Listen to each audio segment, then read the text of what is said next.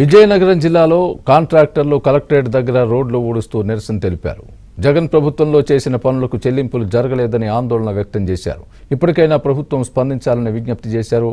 దీనికి సంబంధించి పూర్తి వివరాలు మా ప్రతినిధి శ్రీనివాస్ అందిస్తారు. శ్రీనివాస్, కాంట్రాక్ట్ పనులు చేయాలంటే ముందుగా మదుపులు పెట్టాలి.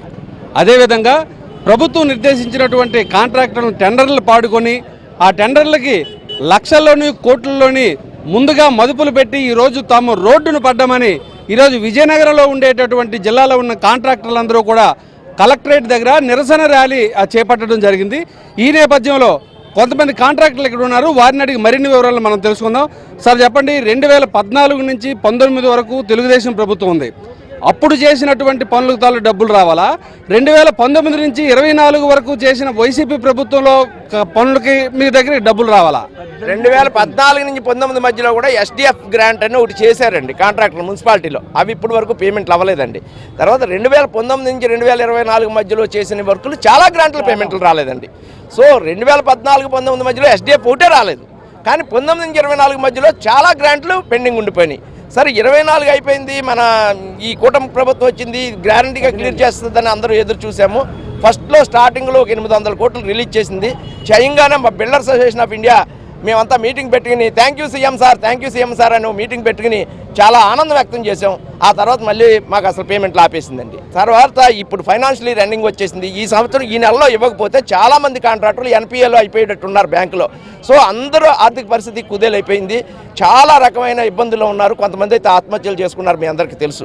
సో ఇటువంటి పరిస్థితుల్లో మేము గవర్నమెంట్ కాంట్రాక్టర్లుగా గవర్నమెంట్లో ఎంప్లాయీస్కి ఎలాగ నెల శాలరీ ఇస్తారో మాకు కూడా బడ్జెట్లో నెలలు ఇన్ని కోట్లను పెట్టి రిలీజ్ చేయకపోతే మా కాంట్రాక్టర్ల పరిస్థితి కానీ వాళ్ళ మీద ఆధారపడ్డ కుటుంబాలు కానీ చాలా ఇబ్బందికరంగా ఉంటాయండి. కన్స్ట్రక్షన్ ఇండస్ట్రీ అనేది biggest industry, second highest biggest industry in the entire India providing employment. అటువంటి ఇండస్ట్రీని నెగ్లెక్ట్ చేయొద్దని గవర్నమెంట్కి వ్యతిరేకం కాదు, మేము ఏడుకుంటున్నాం. మా ఆవేదనని మీ ద్వారా తెలియజేసుకుంటున్నాం. మా పేమెంట్లు ఇప్పించండి, మమ్మల్ని కాపాడండి.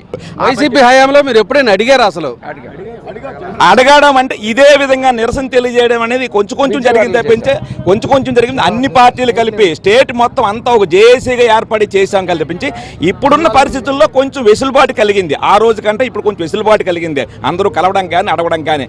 అయినా సరే అప్పుడున్న పరిస్థితులే ఇప్పుడు కూడా కనిపిస్తున్నాయి అనేదే మా అందరి భావన. ఆ అభ్యంతరం తెలియజేసిన భావన ఏంటంటే ఆ రోజు ఏది ఉందో ఈ రోజు కూడా అలాగే కనిపిస్తుంది. ఏదో గుడ్డులో మెల్ల అనిపించుకోకుండా కొంతలో కొంత కాకుండా పూర్తిగా గవర్నమెంట్ మాకు హామీ ఇచ్చి కూడా గవర్నమెంట్ అధికారంలోకి వచ్చింది. కాంట్రాక్టర్లు కానీ ఎవరినైనా అందరినీ చేస్తారు, అన్ని రకాల వాళ్ళకి చేస్తున్నారు. రైతులకు చేస్తున్నారు, మాతో పాటు వాళ్ళు కష్టపడుతున్నారు, వాళ్ళ ఎంప్లాయీస్ చేస్తున్నారు, సంక్షేమం చేస్తున్నారు. కాంట్రాక్టర్లకి ఈ మధ్యని 10 లక్షల రూపాయలు గ్రాంట్ విడుదల చేయడం జరిగింది. అలాగే 50 లక్షలకు సంబంధించి ఏదో ఒక అమౌంట్ కూడా విడుదల చేస్తామని స్పష్టం చేశారు. దానికి సంబంధించి ఏమైనా కదిలిందా? మేము అదే అడుగుతున్నాం. సంక్రాంతికి ఇలాగే యాజిటేషన్లు వస్తే 10 లక్షల లోపున్న ఎస్సీఎఫ్ఎంఎస్లో బిల్లు అన్నీ ఇచ్చారు. మరి ఈ జాన్యువరి 30 ఇప్పుడు మార్చ్ 31 అంటే ఈ రెండింగ్ ఈ సంవత్సరంతో ఈ బడ్జెట్ అయిపోద్ది. ఈ బడ్జెట్ అయిపోతే ఉండిపోయిన బిల్లులకి మళ్ళీ సంవత్సరం కూడా బడ్జెట్ పెట్టాలి. ఎన్నిసార్లు బడ్జెట్ పెడతారు, ఎన్నిసార్లు పేమెంట్లు ఇవ్వరు. బడ్జెట్ పెట్టాలన్నా మేమే తిరగాలి, పేమెంట్ ఇవ్వాలన్నా మేమే తిరగాలి. బడ్జెట్ పెట్టడం కోసం చూసుకొని ఇవ్వకుండా చూసుకొని ఏం చేస్తున్నారో తెలుసుకొని ఇన్ని రకాల చేయాలంటే మేము ఎంత కష్టపడాలి. పక్క నుంచి పనేం చేయాలా, ఇంటి పనులను చూసుకోవాలా, లేకపోతే మా లేబర్ పరిస్థితిని చూసుకోవాలా, బ్యాంకులకైనా చూడాలా, ఎన్ని రకాలు చేస్తున్నారు. ఈ రోజు కాంట్రాక్టర్ అంటే శతావధానం చేస్తున్నాడు. అవధానం కాంట్రాక్టర్లుగా ఉండి తాము కుదేలైపోయామని ఇక్కడ ఉండేటటువంటి విజయనగరం జిల్లాకు సంబంధించినటువంటి కాంట్రాక్టర్లందరూ కూడా స్పష్టం చేస్తున్నారు.